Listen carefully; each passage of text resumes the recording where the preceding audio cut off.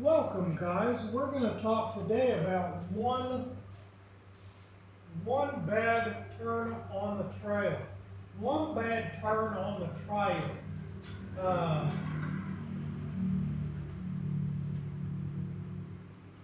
Nurture versus nature. It's kind of the topic. There's a Bonnie and Clyde movie. And Kevin Costner character is the one hunting down Bonnie and Clyde. And he goes into the shop, mechanic shop, I think, of the dad of Clyde. And the guy says, look, I know you gotta kill my kid. I'm gonna help you do it. But I want to tell you, he wasn't always like this. He wasn't always like this. There was one bad turn on the trail. He stole a chicken. Why did he steal a chicken? He was hungry. All of us were hungry. It was the Great Depression. All of us were hungry. But the police dogged him. The police dogging you can be oppressive. If the police pay too much goddamn attention to you, you can't get a job, you can't get a girlfriend, you can't get anything, because these motherfuckers are sitting outside making it look like you're an asshole. Dogging you. The reference goes back to when they would hunt down runaway slaves or criminals or whatever. They'd put a hound dog on you, and the hound dog's right behind you, and then he's hollering back, telling the guys that are hunting you, hey, over here, I found the scent over here. You could imagine, this person on the run isn't going to get too much sympathy. They ain't going to get too much help. They got the hound dogs on their ass. Then they got the guys behind the hound dogs, but there's all this racket. They dogged him. If you're sitting outside of somebody's house all day, a potential boss or a potential girlfriend or a potential anything in your life is going to go, hey, I don't want no trouble. This motherfucker must be some bad news. Let me go over here. What we have to remember in this equation, everybody's dead. That police officer's trying to get himself in harm's way. Trying to get somebody to do something dumb to somebody they wouldn't otherwise have given two fucks about. That kid's dead. Everybody's dead. We don't have this linear thing, and either your kids, this is our argument for the last several thousand years, is either your kid pops out, wow, and he's already a shithead, and he's getting on your last goddamn nerves, making that one sound, like in Dumb and Dumber. What's the most annoying sound? Your kid's making that goddamn sound over and over and over, and you're thinking, God damn, if he does that one more time, I'm going to snap. That's the point. Did he pop out that way? You're telling him, hey, don't put your hand on that. That's hot. He don't listen to you. Ah! And then tomorrow he goes back and does it again. You're like, God damn, you don't learn from me? You don't learn from experience? You must have popped out the mom a shitty person. Or, like this guy says, is your kid start out good and then has some bad experience. The goddamn police dogged him. They dogged him.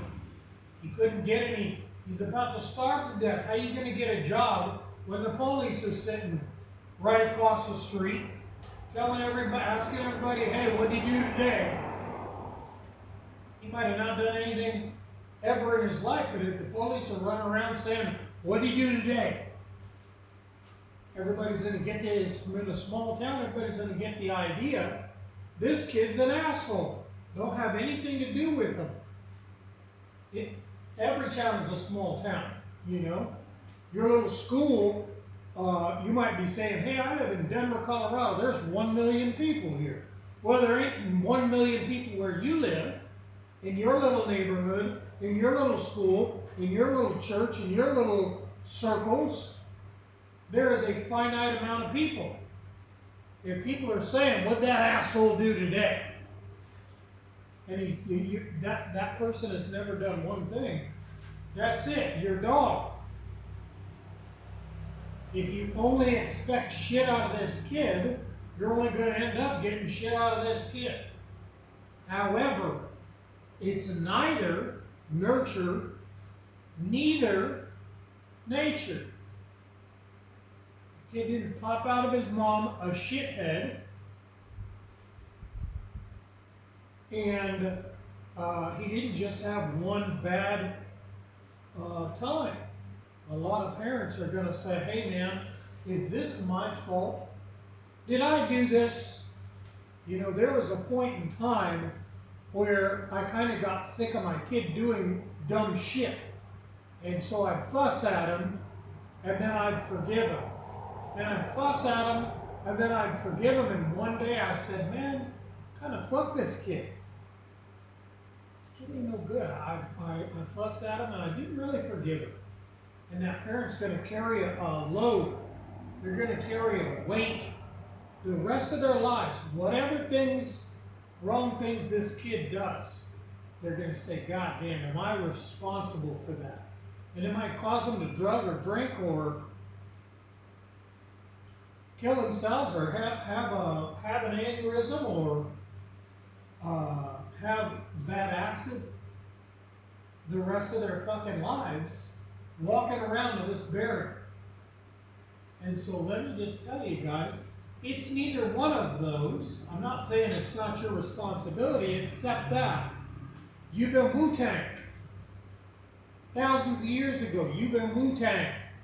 And so this separation from your life cycle, this separation from human medicine, from human science, from human knowledge that we had for millions of years, the church, separated you and said, hey, put your hands together and start staring at the sky. Everything I'm telling you, you would know yourself if you'd unclasped your hands and paid attention to the animals outside of your house. You said, God damn, that's the exact same problem. The problems these chickens are having, the problems these mice are having, the problems these goats are having are all the same. All across the species, all the problems are the same. And they're the exact same as human problems. We're going to see chickens that have bad relationships. The girl is saying, hey man, I don't want sex, I don't want nothing to do with you. The dude is saying, I didn't want anything to do with you anyway. We could have hung out, but you're a bitch. I don't want anything to do with you. We can watch human relationship problems carried out in any species when we cohabitate, unclasp those hands and pay the fuck attention. The church has got you over here. Even if you're now agnostic, you have thousands of years of this understanding of this original sin inside of you. We're just shitty people. Now I'm agnostic. I don't even acknowledge the church. I must be the shittiest one. Instead of just a straight up, clean, beautiful return to fucking science. We've been so far separated, it's either the church or not the church, but still just a denial of the church's existence or impact, but living out this exact same understanding. This exact same understanding. You're denying the church and everybody's going, oh. You're going to get it. You're going to get it. You're going to get the bad luck because you're the one not admitting that the church is the everything. But your understanding of the world is still the exact same. because it's bled into the secular sciences. Dumbass Sigmund Freud is reaffirming this original sin, the human being.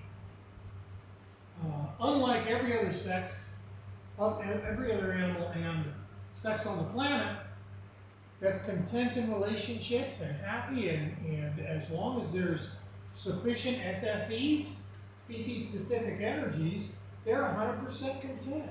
Relationships are easy. This dumb motherfucker's telling you you want sex with your mom, you're seeing dicks everywhere, or you're ignoring the fact that you're seeing dicks everywhere. Either way, you're seeing dicks everywhere, when of course this guy was living a life void of SSEs, wasted on cocaine and heroin. He's writing himself prescriptions for cocaine, then writing books saying, all of us are polygamists. We all want sex with our mom. We're all seeing dicks everywhere. No, homo. You separated yourself from SSEs, then got blasted out of your ass on fucking cocaine, and then wrote a book about everybody wanting sex with their mom. That's just you, creepy ass motherfucker. And of course, I can't judge that guy too much.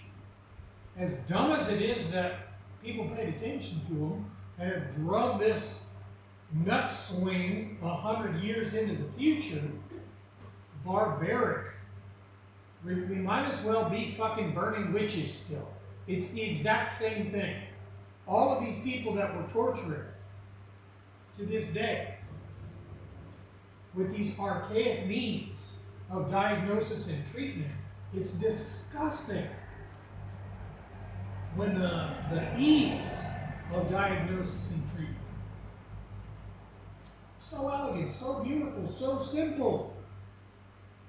Nice people. We simply have to shift our perspective, our reception of this basic, super basic information. It's so funny how if somebody gives you a little cardboard camera to look through, you could change all the ideas in the world, but your perspective is still the exact same thing. So frustrating. This is the moment your kid became an asshole. The moment we separated from SSEs. If the first day your kid came into existence, you had 0 SSEs, there's going to be an apparent nature. This kid was an asshole from the first fucking day he came out. Asshole. At first we just thought he had a little bit of colic, but it never went away. It was the terrible 1s, then the terrible 2s, then the terrible 3s, and then he's the terrible 40s, then the terrible 50s. This motherfucker went 50 years straight being an asshole. That's not nurture. He came out this way. I don't know if it was me, I don't know if it was my wife. One of us got asshole genes. Or if your kid started out with SSEs, and then at some point you restricted, you either increase the number of the species or decrease the number of energies, and all of a sudden, click, the somatic switch, click, said, hey, we got to get this body in the ground. Matter of fact, we got to get a bunch of bodies in the ground.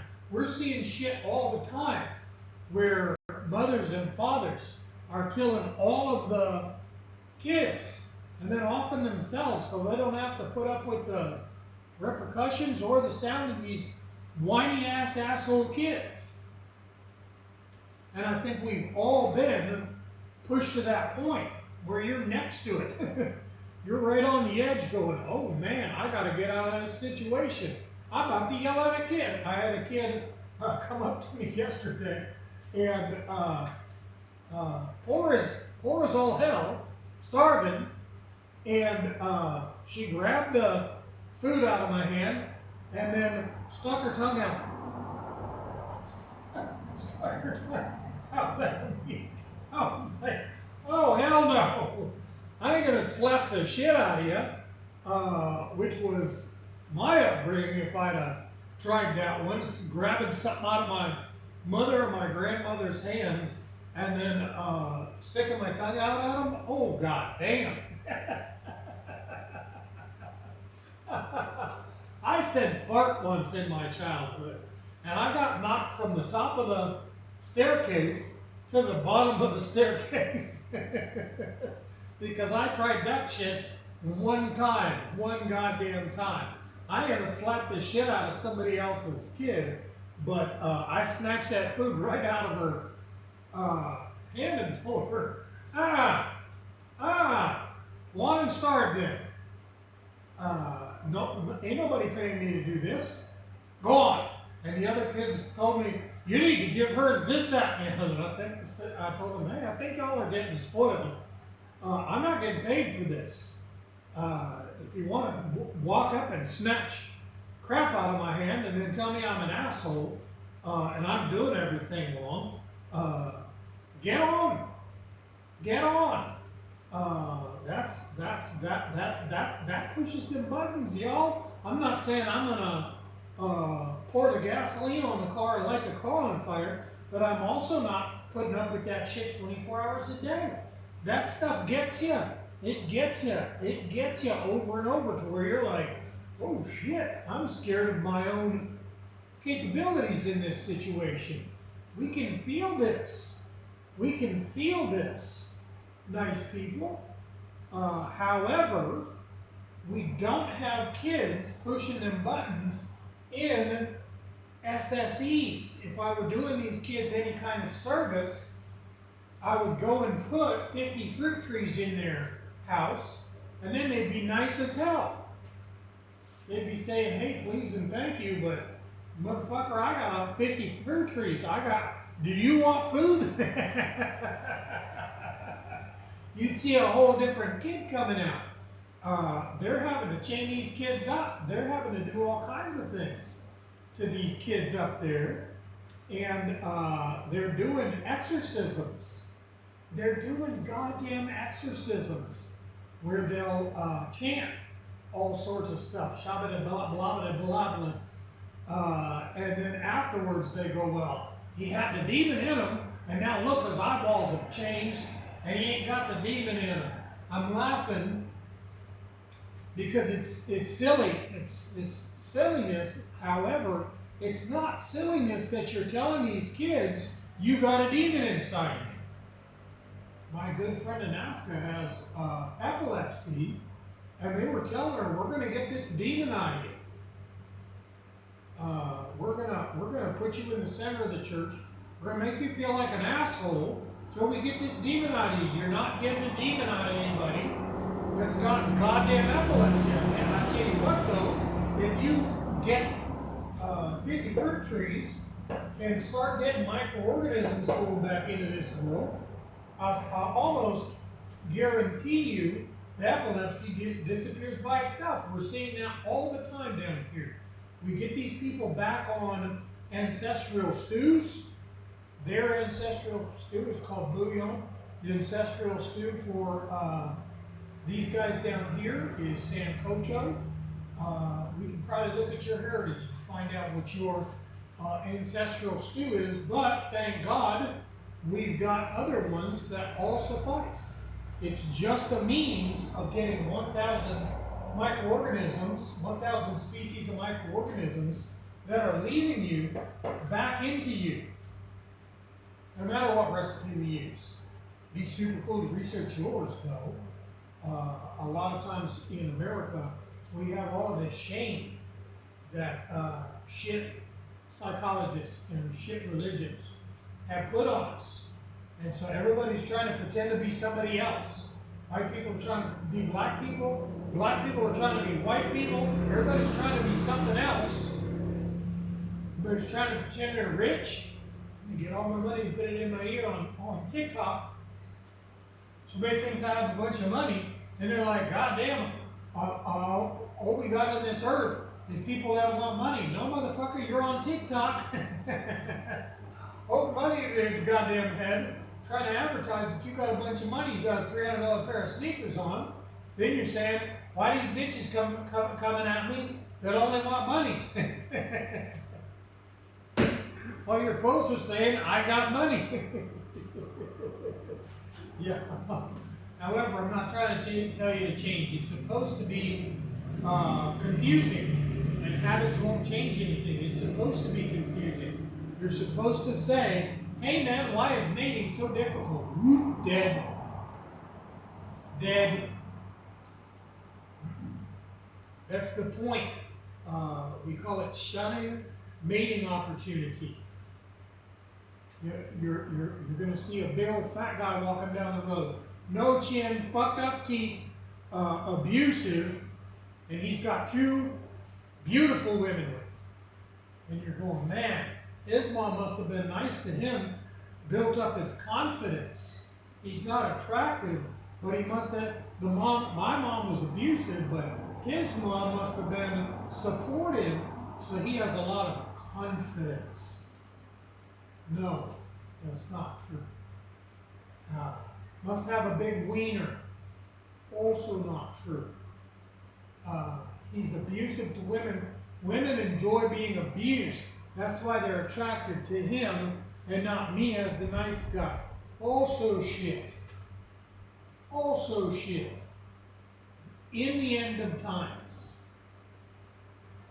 quotations mark, as your church is going to propose it, in zombie times, in zombie land, in the state of first death, a female is trying to find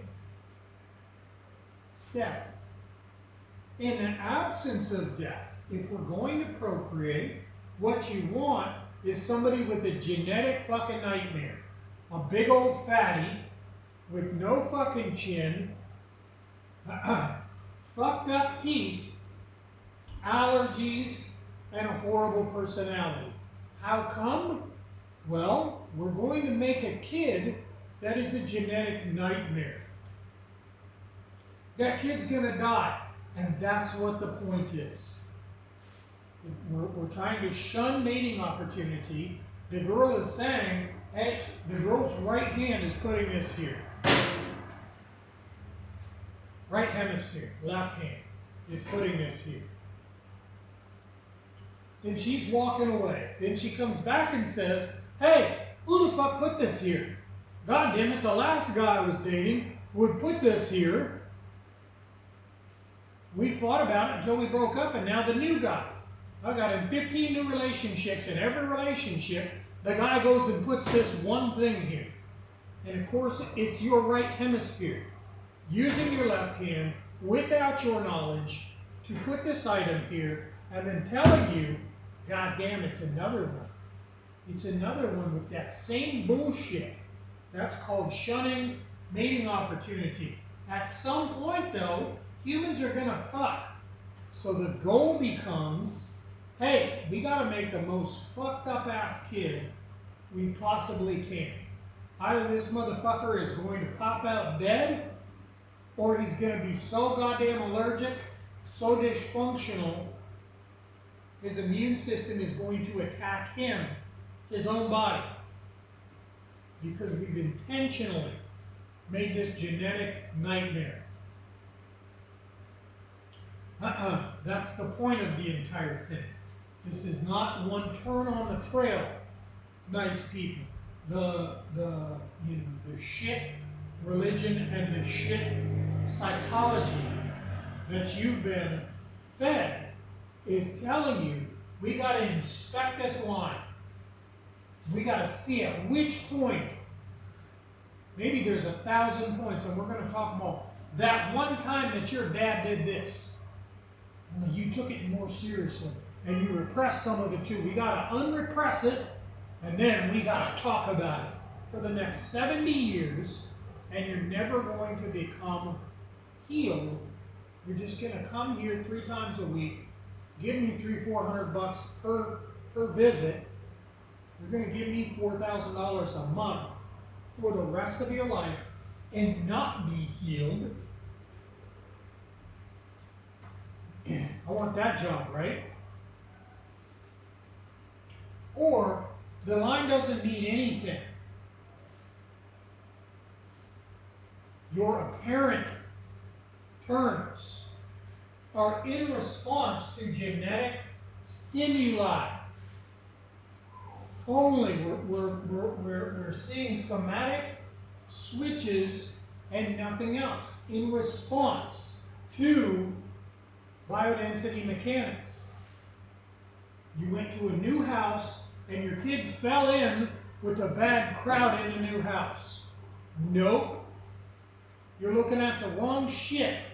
After the fact, your shit religion and your shit ideas of psychology are saying, let's look back, feel guilt, assign guilt, assign responsibility after the fact, and let's look back not at the energies available in that time, but let's look at the habits. Oh man, I was kind of being a dickhead. I wasn't being very supportive. And that was the exact time that my kid had this and they had this poor situation and they had these bad influences and they needed the support. Oh man, I should just commit suicide. I should just start eating myself to death. I should just start taking the Prozac. I wouldn't have taken the Prozac, but I can't deal with this guilt. So I've looked back and I've seen where my responsibility is. SSEs, y'all. SSEs. I lucked out. I lucked out, people. When I was a kid in Appalachia, I don't want to say I lucked out. It wasn't a fun run. But before the war, my father was killing animals left and right. He was out hunting. We had gardens. We had SSEs everywhere, so did everybody else. And so I came out correct. And then, by the grace of God and nothing else, when I went through puberty, we had 0 SSEs. I was displaced by the war. My father lost a piece of his skull, was just never the same. He came back like he was still in the war. He lost a piece of his brain, and that was that. He never really came back. So I became displaced downtown Detroit, 0 SSEs. Schools with 0 SSEs. Homes with 0 SSEs. Churches with 0 SSEs.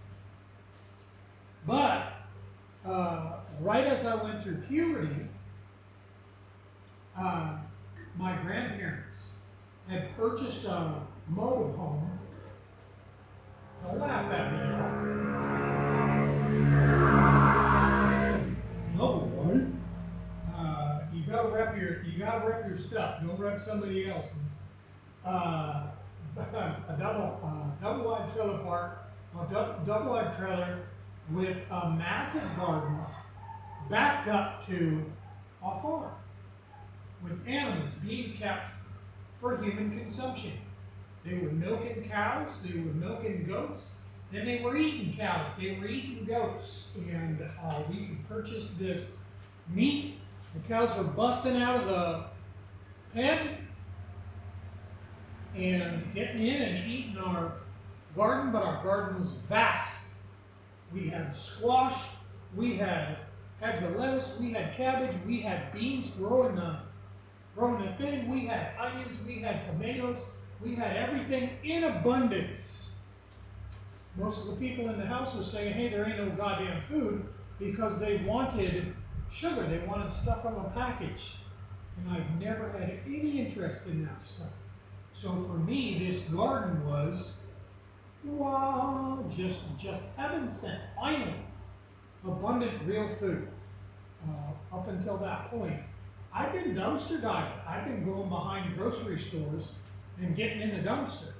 There was broccoli, there was heads of lettuce, that just had a couple bad leaves on the outside. There was all kinds of stuff, but that was my way of finding real food. But this garden, right when I went through puberty, guys, We got a bunch of switches popping off right at the beginning and then during puberty.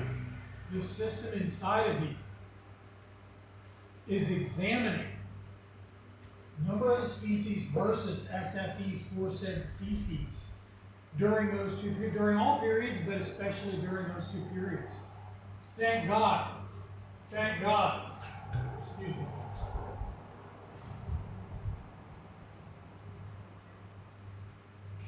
However, that was a difficult time as well, but the times where we had 0 SSEs, I had crazy shit going on with my body and mind. Nice people before that moment and after that moment. It was not until I got my own house and grew my own SSEs that I found peace. I couldn't sleep at night. I would pull my eyebrows out. I'd grind my teeth off. Terrible, terrible ulcers. All the other people are eating sugar and soda pop and all kinds of things, and I'm not eating any of that stuff, and yet I'm suffering. Problems with my teeth, problem with my joints, problem with everything in the world. Because we need those microorganisms. Those microorganisms are maintaining everything, people. If you got joint pain, it's because there's 1,000 species that are maintaining your joints. They're rebuilding your joints. They're making liquids that lubricate your joints. They're doing everything. If you have problems with your facilities, if you're having trouble placing words, if you're having anxiety when there's no call for it, if you're having anxiety and there's people dying all around you, that's the correct. Don't take any pills. That's the correct thing. Your brain is telling you, hey, we're stressed out. You need to respond. Just going back to sleep, just closing that door and locking it, that's not the response. You're supposed to get the fuck out of that goddamn city. Your brain is going to keep sending you, hey, this is danger. This is danger every day until you go, hey, what the fuck am I doing? I'm getting out of here. I'm going to go live in that little town that's got a lot less people and a lot more SSEs in it. You're probably not going to be able to put your thumb on it initially. Your body's just going to send you stress until you respond or die. It's one or another. You reduce the number of species in that area by leaving or by getting in the soil. Either one is the correct response. You're going to find, educated people, doctors, lawyers. You're going to find people that are genetically more normal than the general populace, mentally and physically. How come? They're probably not necessarily, growing 1,000 SSEs at the house. But if we have a reduction of the species, what's a doctor going to have? A little tiny apartment backed up to another apartment that has no yard? No, that doctor's going to have a home. He's probably going to have a home that's a little bit away from people, has a little bit of privacy, so people aren't saying, hey man, what's going on with this bump? What's going on with this thing on my junk? What's going on with this? We're probably going to have the money to get a little bit of privacy and the desire to get a little bit of privacy. And that privacy is going to come with a reduction of the species, certainly a bunch of grass at least, probably a bunch of trees. Maybe some of them are fruit trees, maybe some of them aren't, but we're producing oxygen. We've got a wealth of microorganisms going on subtly. We have the potential, we've got the soil. We're probably going to have some pets, not some little gerbils or something, but substantial pets, big pets. Pets that you interact with on a face-to-face level. So we're going to have the appearance of those people being a little bit genetically superior. Hey, what's going on? Why is this guy maintaining a job for 50 years straight? Why does this guy have a little bit more health than everybody else? All the things you're looking at as, habits. This doctor must eat amazing. When they do studies using doctors, they find that these guys are eating up to 80%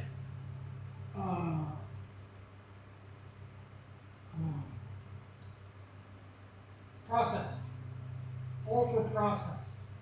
The same guys that are saying, hey, whatever you do, don't do this. Don't have time. We don't have enough doctors in America, so every doctor has this massive drain. They work 7 days a week, and so their intake is higher than the populace. However, if we have more microorganism, fewer species, a little bit of fucking oxygen, your body is obviously going to say, hey, it's not as urgent. Those people living in the apartment buildings, back to back, 0 yards, and they're walking outside and seeing needles, occasionally a dead body. Obviously, wow, their switch is going nuts, saying, hey, we got to get rid of these people. So you're seeing genetic nightmares. You're seeing people intentionally creating, their right hemisphere intentionally creating genetic nightmares. These people are spending all of their time caring for a child that's going to live painfully and die early, die quickly. Which is oftentimes the point. When you see somebody with an autistic kid, you're going, well, they didn't shun mating opportunity, or did they? That child is never going to procreate, and now this person that would have otherwise been free to spread this seed all over the place is offering 24-hour-a-day care for the rest of their lives. And when they pass, this person is still going to need that level of care 24 hours a day for another 20 or 30 years. This code is perfect. It's been doing this for billions of years. It's perfect. It's missing nothing. It knows exactly how to do this, nice people. And unfortunately, it also keeps people from being able to listen. Your right hemisphere is stronger than you are. And so it can say, hey, that guy, that weirdo with the man bun, what a nut. What is he talking about, man? Freud was the titties. He knew his stuff. That guy's well respected. Who are you? But I gotta get back to work, y'all. Goodness gracious, it's Sunday and my load is ridiculous, but you guys are super important to me. You guys are super cool. And I'm gonna do this again real soon.